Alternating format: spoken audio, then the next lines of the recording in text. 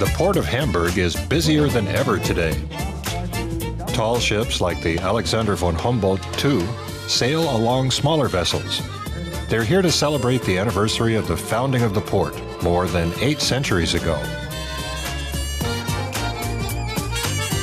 Early on, the museum ship Cap Santiago awaited the arrival of 500 guests.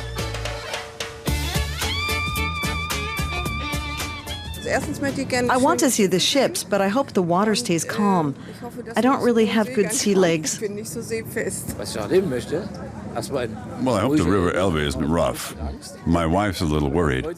And she's looking forward to the journey home, aren't you? We're the first ship in the parade. I'm looking forward to the other ships lining up, with us at the front.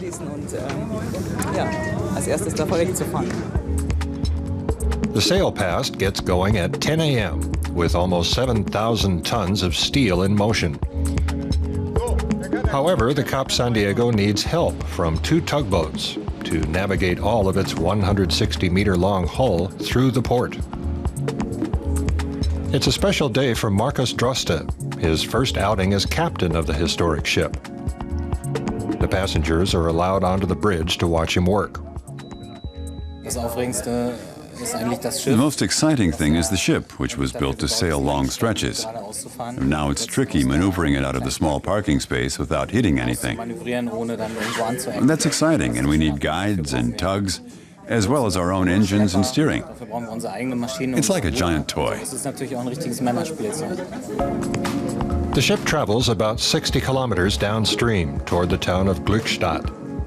The journey lasts 8 hours, but the bad weather means most of the passengers stay below deck. Even down there, there's plenty to see. About 100 crew members are on board to make sure the historic cargo ship remains seaworthy throughout the voyage. Half of them are volunteers. The biggest attraction is the engine room. It's the heart of the ship.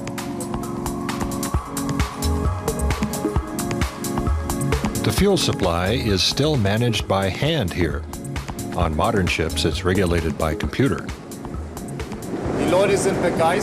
People love to be able to come and see us in the engine room. They like to see the old technology up close, and they can only do that with us. Besides, it's pretty warm in here, too.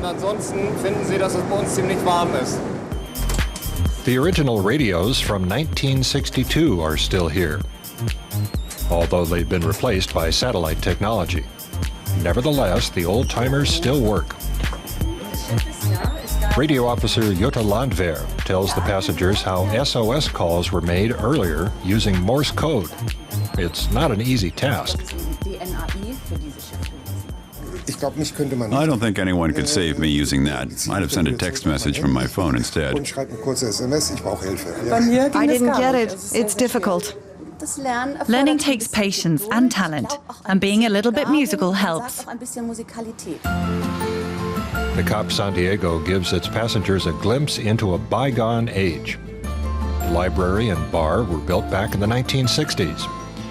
It used to sail to South America with just 12 passengers and 35 crew members. But nowadays, it just takes a few trips down the River Elbe every year. Ticket prices start at 130 euros. You can look at everything. You can stand up on the bridge and watch all the maneuvers. You can ask people questions. It's a great atmosphere. I love coming here. It's nice to look out to the water from this big museum ship for the first time. It's fascinating. Really nice and relaxing. I like being on board the Cap Santiago. We're from Bavaria, and it's our first time here. It's great, apart from the weather, of course. In the afternoon, the Cap Santiago returns in the afternoon to the port of Hamburg, together with 83 other ships. For all the bad weather, the rain could not put a damper on this elegant, historic vessel.